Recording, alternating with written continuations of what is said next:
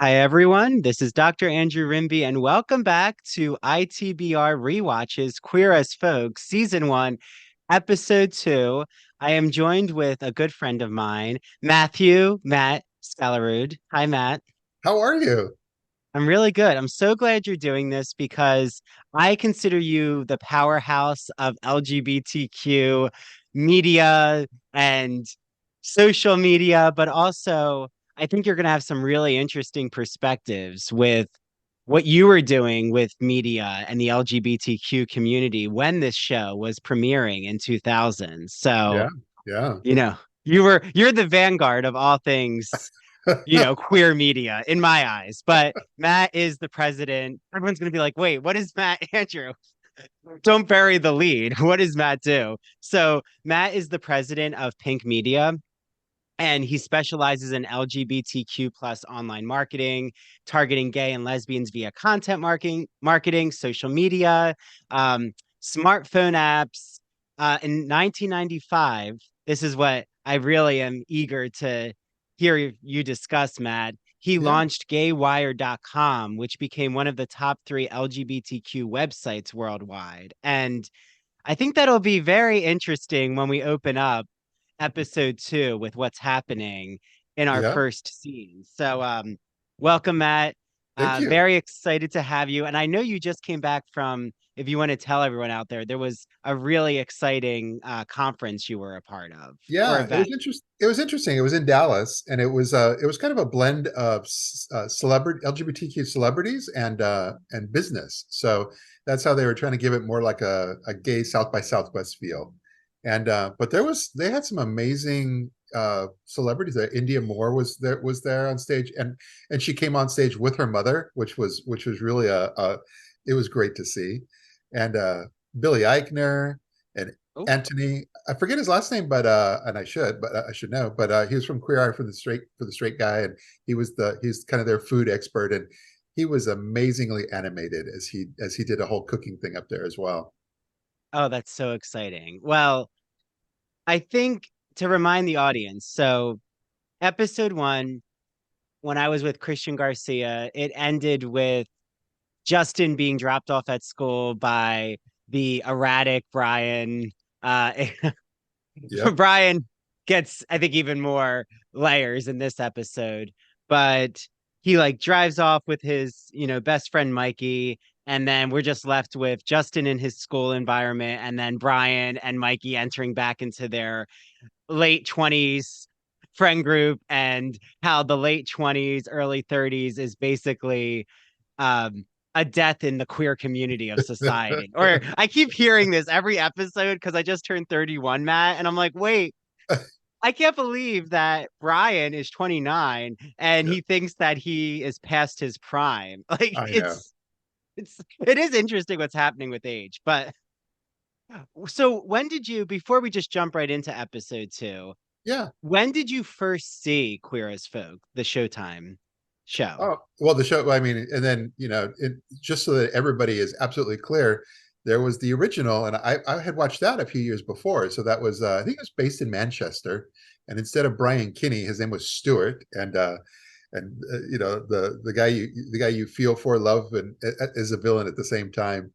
And and so then when we knew that Showtime was coming out with this new series, they were really hyping the heck out of it. So I mean, I think I was one of those, because also age wise, I was in my early 30s at that time too. So this was really well timed for me personally and everybody around me in terms of kind of identifying with so much of what they brought to the screen.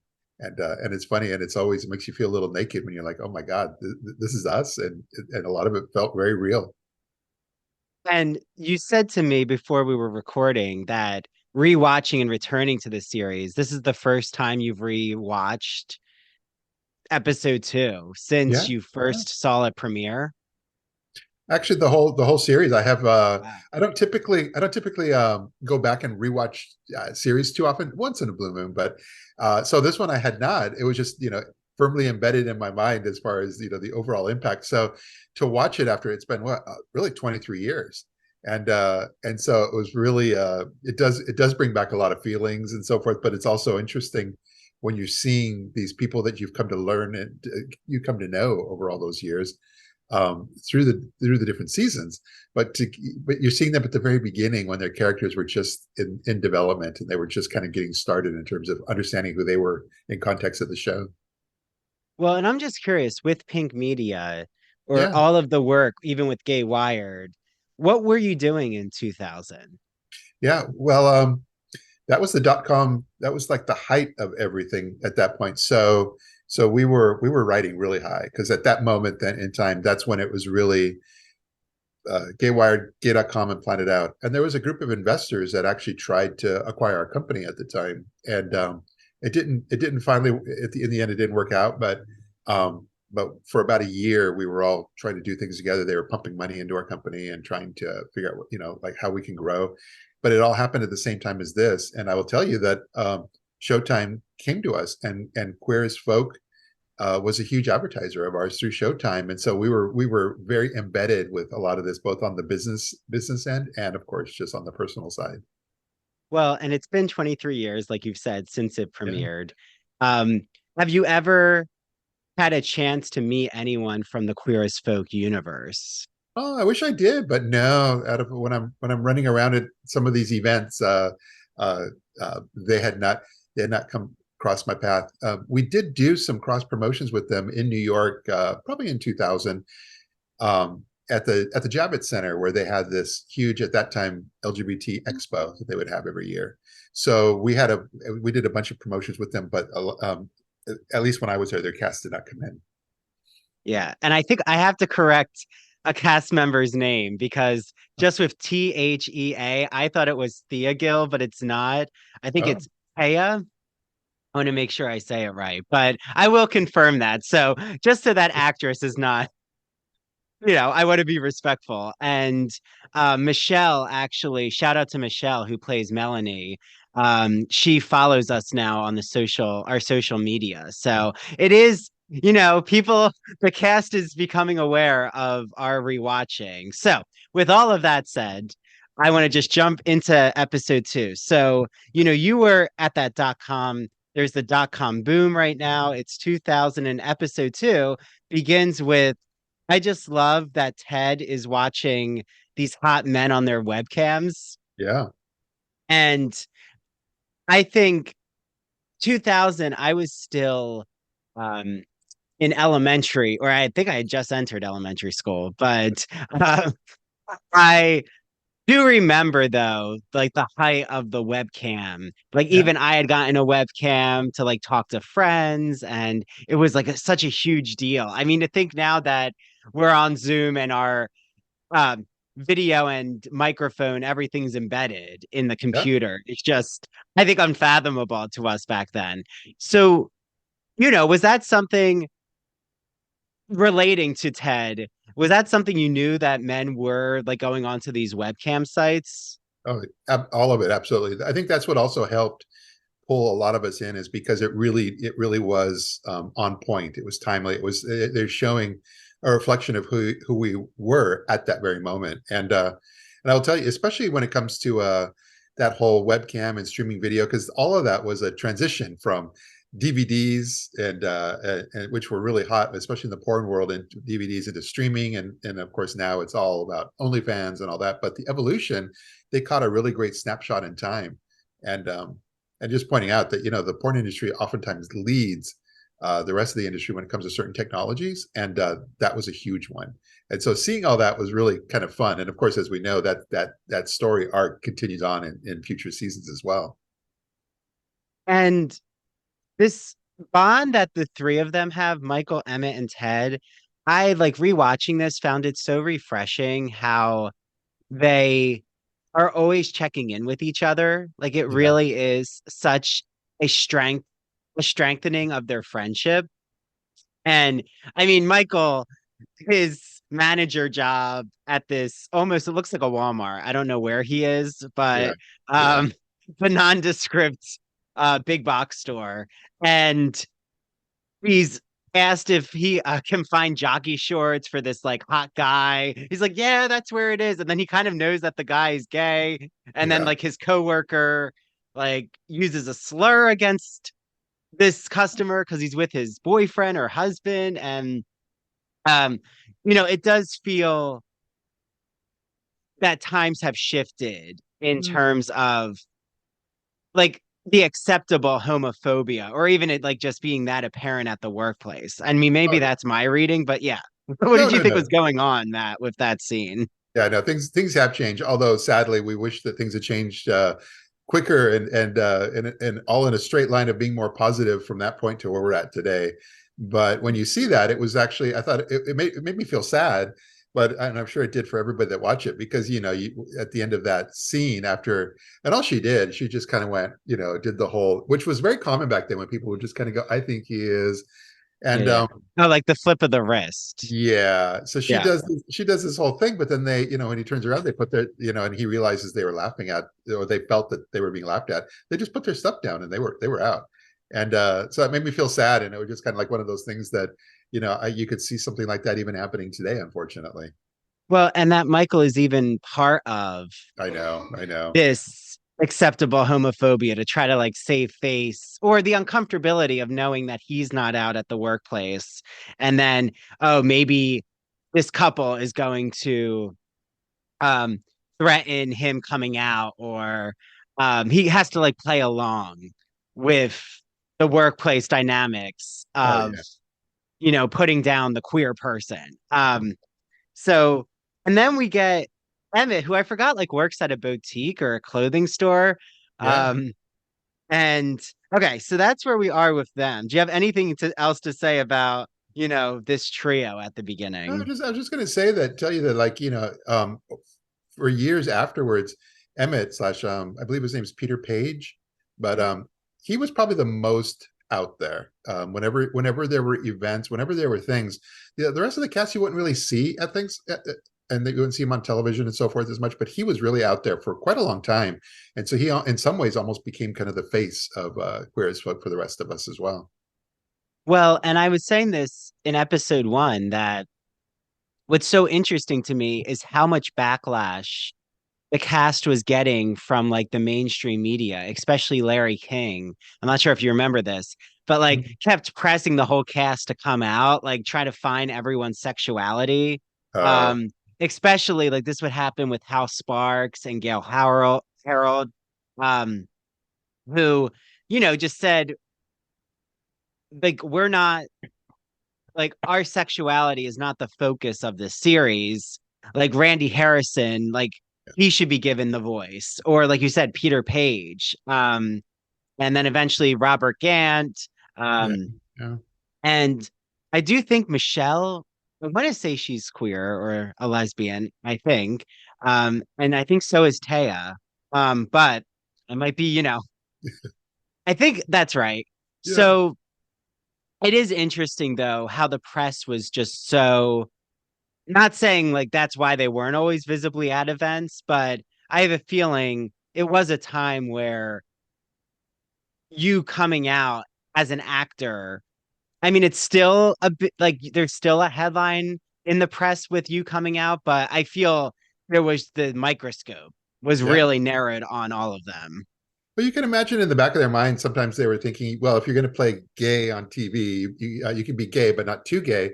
Yet at the same time, Queer as Folk was too gay, and that was the point of it. So perhaps in some ways they just they balanced that being a little over the top in their performances with just being a bit more reserved in the real world. So I'm not sure. Well, and I was just reading for an interview I had done about the Rolling Stones with a friend of the show, Elizabeth Winder, who like looked at all the women behind the Rolling Stones. Yeah. And I was like looking at female rock stars, and Joan Jett, it's seen as queer, but like she's never come out. And they're like, why aren't you coming out? Why aren't you coming out? And she's like, just stop asking me. Like, I am who I am. And I Mhm. do feel we have to respect, like, I respect that enunciation or that announcement of this is my choice. And yeah, so all of that's to say is then we get this voiceover of Michael. Like somehow I just wrote down he's talking about the allegory of the cave with Socrates. I'm not sure. He always has these like philosophical interludes. Yeah. Uh, Yeah, This reminds me of that philosophy. that one there, I think it was lost on me a little bit too. So yeah, I remember hearing that and just kind Well, of it was tuning when the two men were shopping. I'm not sure why the allegory of the cave is coming up, but out. hey, the writing, I do have to say, the writing team is very solid. Every time I'm watching these episodes, I feel that they are cohesively linking the voiceover with the action. Yeah, So yeah, I kind of miss that writing in current day TV. That's why I like to rewatch these series from the 2000s. yeah, But okay, so now we get into Brian Kinney, who's yeah, giving his work pitch, which it is interesting though to think about it. Michael is not out, but Brian, it's the complete opposite. It's yeah. like he's the gay icon of his workplace. And that his status is actually like from his sexuality. I wonder, like, do you think that that was realism? Like, did you know those who were out like that, who the whole workplace looked up to them because they were gay? Like, oh, he's the arbiter of style and aesthetic. Yeah, yeah. And it was, of course, it's all, it depends on the individual personalities. But in that case, I would also point out that, I mean, in that opening scene, it was extremely obvious that they were connecting Brian Kinney's persona to Sex and the City, Mhm. because Samantha being in the PR world as well from Sex and the City, when he comes out and with what he was saying, it specifically emulated what Samantha said when she's like, first the gays, then the girls, and then everyone else will follow. They basically rewrote that line and put it in as for Brian Kinney. So then for anybody kind of watching those two series, you kind of get this, you make the connection right away and you know where they're going to go with it. And Samantha held no punches and was unapologetic as well. And so I think their character arcs both kind of followed each other in that sense. And I always find it fascinating when he's like seeing what model they'll use for like this launching Yeah. of product or I think is it so like you said, it's a PR firm. So it's like they always have to have a magazine spread or some kind of kickoff for their campaign. And it looks exactly like Randy Harrison. It looks like Justin, but like an Yeah. older Justin. Yeah. I was like, okay, that's not coincidental. Um, No.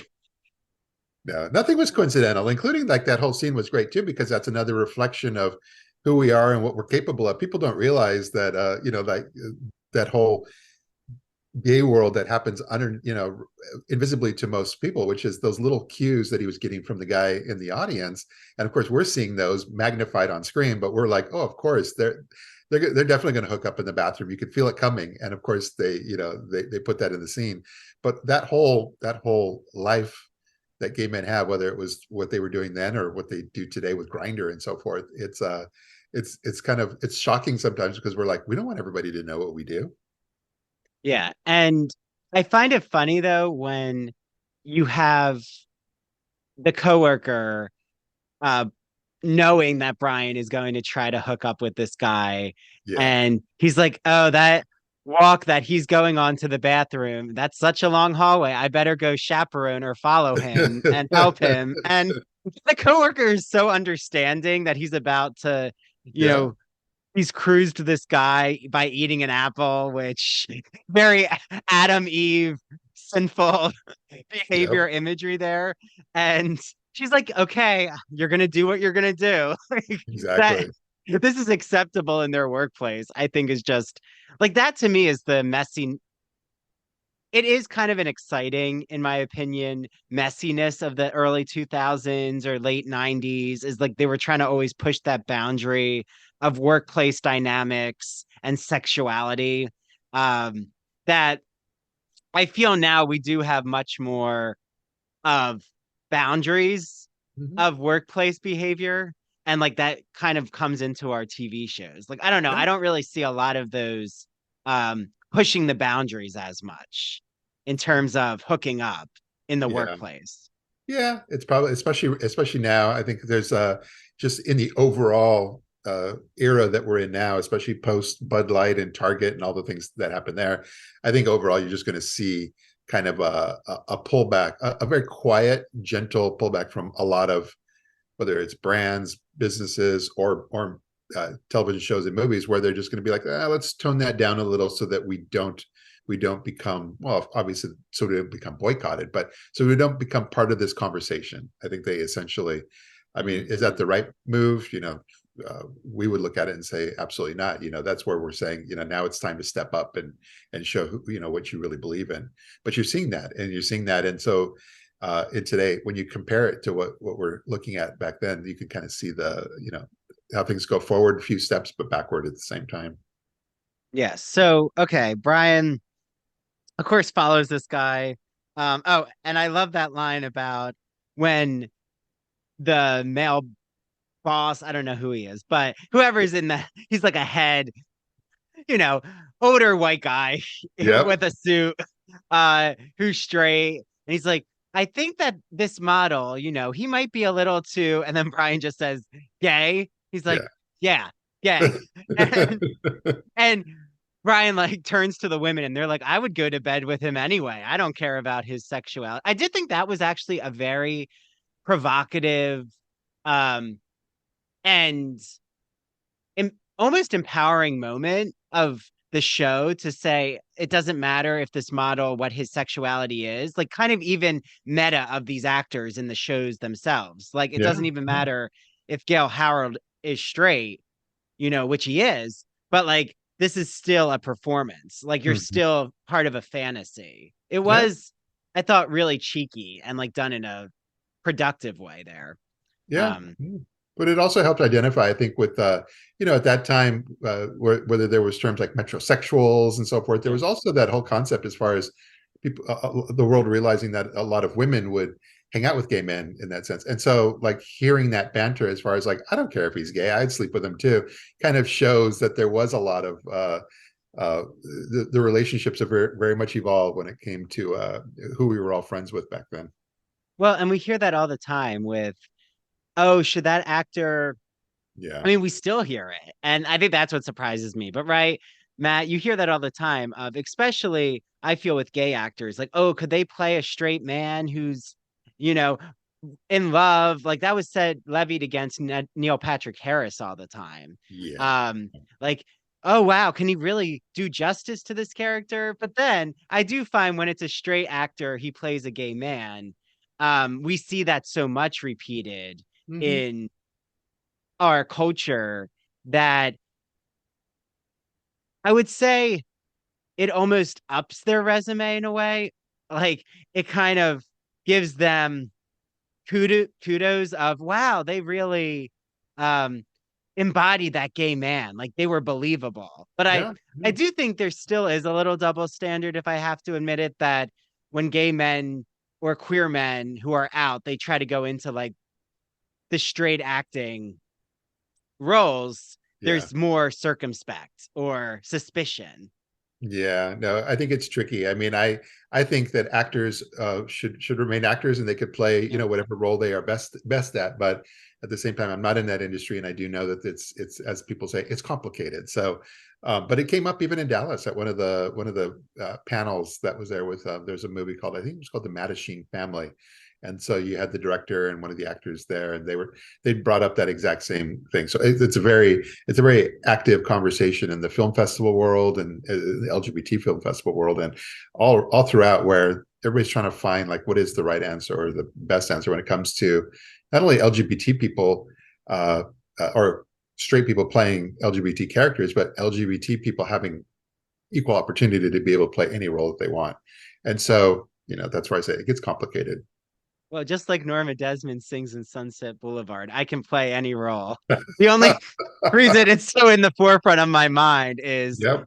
Nicole Scherzinger is killing it right now, I've heard. And I'm like very envious of everyone in London. I like really want to see this production, but because I will message Betty Buckley and she did a fabulous, one of the best, I think, Norma Desmond's. But okay, that's going to bring us You into a you have tangent. in that statement, you have just earned your gay card. There we go. See, no, I know my Sunset Boulevard. You I do. have my gay references. Um, so okay, Brian does his work pitch. Now we enter into Justin's world. Yeah. And right, we kind of always have the professional world of like the older queer men, and then we have the high school. It's like these two worlds. And he's watching the football players showering. Of course, this is like tantalizing to us. We get the entryway of the jock straps and like the butts in the shower. I mean, I Yeah. always just love those interludes. Um, but he is an artist, right? Justin is always looking for observation material for his Hmm. artwork. So Yeah. I think we are getting his point of view a lot. Yeah. Um, I think it also helps. I mean, it was smart. It's a smart part of the entire story, whether it was the original in Manchester or what we're seeing here, which is just that, when people are watching it, they do like to identify with some of the characters. And so the entire cast, whether it's age range or experiences and so forth, they did a really good job of really kind of having such a broad array of people there. And then, of course, including bringing it to the part. I mean, that's about as young as you can get. So if you want to attract a young audience, that's as young as you can get, is like brushing up on maybe they're seniors in high school, 18 years old, and looking and thinking about sexuality and the way they do in a show like this. well, and I have to ask you, Matt, because you're not to say you're so much older than I am, but this is like, How you dare you? are of a different generation, but you are of a generation where I feel like male locker room showering. And like, I was even surprised that this scene is not surprised, but it reminds me of a scene that you would see in like high school 1980s films. Like, Yeah, it has yeah, that very 1980s. Here's like the football players, they're all showering together because like when I went to high school, we did we had showers, but we actually never like had the time to shower. Like we oh, were never actually expected to shower. It was kind of just oh, like you're not going to get sweaty enough to shower. The only time I actually showered was either when I went to a gym or when I was, lifeguarding at a pool and had to do like tests for the American Red Cross, like when it yeah, really required it. I feel when I was in high school, it was kind of why would you want to shower? Like even when we were changing, there was this even I felt um embedded in our mind of like don't look away, like don't yeah, wear revealing underwear. So like to imagine that it was that open, it was yeah, very interesting because yeah. yeah. No, you have. I would almost. It's interesting to hear you say that, because I would just say you have no idea. It's just okay. So in the 70s and 80s, you were required to shower. There was no option, and it was really kind of creepy because the coaches would kind of be there, PE teachers, whatever it was, they would be there and they were making sure by watching that you showered. So that always felt a little creepy. You're like, do they need to be watching us? And so all that was going on at the same time. What, you're 12, 13, 14 years old when this all starts when you're in junior high school, what they call middle school nowadays. And but it starts at that point where you're going through all these things and you don't have you really don't know what's happening, and there's no real reference points, or there's no Ellen on TV to make you feel like, oh, she's going to hold my hand and allow me to become gay, very, very peacefully. It wasn't that easy. And so all this is going on at the same time, and there's all these guys that you've kind of been growing up with, and all of a sudden they're all naked in front of you, and then some of them are going through puberty and some aren't. So it's a very, very, very confusing Mm, time. And sounds there's like a a lot of very people said about it. exciting experiment that was happening in the locker room of Oh, who went oh, through the puberty and who didn't. oh, yeah, it was, because you're like, wow, so that's what I've got to look forward to. Well, but I do have to imagine, like, I even see this with like middle-aged men at the gym locker room. I mean, I shower openly and I mean, I'm very like body positive and whatever. Like I even will wear a jock strap to the gym and like at first I'm like, "Oh my goodness, how about when I take my shorts Yeah, off and like someone would see that I'm wearing a jock strap?" And I'm like, who cares, Andrew? Now I'm at that point. But I yeah. do think like the younger generation, we were kind of taught to almost be ashamed of being naked amongst each other. But like what you're saying is I think it's interesting because I'll see men just there's always that stereotype of like older man is just going to be walking around naked and like put his leg up on the bench and he doesn't care. But Yeah. I do think it's embedded maybe from when you were in gym class that it was so acceptable in a way. Like that it's Maybe. not I just mean, about them showing off their cock. You know what I'm saying? yeah. I would say maybe because remember when in the middle school era or high school, you're amongst peers, you're amongst everybody your age, except for the creepy coaches that are watching, and so and so in that sense, there is very little as far as the showing off part. I mean, when I see what I consider, even if it's a like a straight gym and there's some old man and he's just parading himself around and putting his I still think there's a creepiness to that. Unfortunately, like I always feel like there's an intent and he's just disguising it because he's in a place where you can't call him out on it. You can't say, "Hey, dude, what are you doing?" Because he'll say, "What? Why are why are you thinking these thoughts?" I'm just a guy walking around in the locker room. And you're like, well, I kind of feel like I know better than that, but you just have to. So it's this whole like unspoken game I feel Yeah. with these people. So I mean, Well, sometimes they just stand there and pose, like it's just looking. voyeuristic. I mean, or they're exhibitionists, Yeah, right? And you're right, though. I do feel, well, because every time I usually am at the gym, it's more my suburban Long Island environment. And like there are other openly, gay or queer men there, but it's not like if I was in Hell's Kitchen, a gym there, or it's not like when I'm on Fire Island and working out. But I do think it's interesting because I think there's actually this might sound contradictory, but I find that because of what you're saying about the unspoken rules, I actually find that sometimes when there's more straight men, there's like more queer coded behavior than when I know that everyone else is out around me. yeah, Like, yeah. maybe because I'm like, oh, okay, they're out. Like, yeah, they're just flirting. But then I'm like, wait, why is this guy doing this in the sauna? Or like, why is he like walking back and forth from the shower to the locker room? And then it's like, you're like, is he cruising? What's happening? I think that also is complicated, and the reason is because um, a lot of what they're doing, it's how do you say that? How do I say this nicely? I think a lot of men at the gym, straight men, um, they're working hard on those bodies and they want it to be appreciated. They want somebody to see the sculpting in their muscles and their chest and what they're doing. But the reality is, and this is the part I might get in a little trouble for, but the reality is that I don't think women necessarily always look at the male body in exactly the same way as a man is looking at himself or thinking that he wants to be appreciated. Sometimes they're seeing something else. So there's always been this homoeroticism in the gym where guys, they want that attention. They want somebody to appreciate the work that they've put in. And sometimes they feel they only get that from other men. And so in straight gyms, you'll often see a lot of posing, a lot of these, a lot of actions that you realize they're looking for that attention, including the sauna and so forth. And so the problem is that, as a gay man, you never really know, is this about ready to cross over into something else, or is it just purely for show? Well, I have so many um straight friends at the gym who like they love that I will openly flirt with them, or I'm like, oh yeah, you look so good. And they're like, I'm Yeah. glad I have your approval. Like it is interesting. Now I feel we kind of play it up with each other. Like I think we've moved strides in that way. Um, but I always say some of the most open men, in my opinion, are bodybuilders Yeah. Yeah. just from my experiences. Because, like you've said, the posing. I also was reading something. I can't exactly find the source right now, but I was reading that straight men they are some of the most obsessed when it comes to penis sizes. Hi, this is Dr. Andrew Rimby, the host and director of the Ivory Tower Boiler Room. I hope you're enjoying what you're watching on the Ivory Tower Boiler Room. So to watch the rest of the episode, head to our Patreon. It is patreon.com/ Ivory Tower Boiler Room. That's Ivory Tower Boiler Room.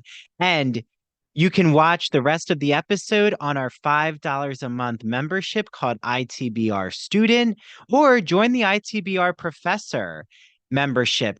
It's only $10 a month. You get access to all of our videos. You get access to both of our book clubs, the Ivory Tower Boiler Room and the True Crime and Academia book club. Plus, you unlock all of our other episodes. So at the ITBR Student, you only get access to our weekly interviews and the True Crime and Academia episodes. For $10 a month, you get access to our ITBR Rewatches, our Teaches series, and True Crime and Academia Rewatches and Teaches series, plus the book clubs. Okay, can't wait to see you all on Patreon. And just a reminder, I also offer consultation services.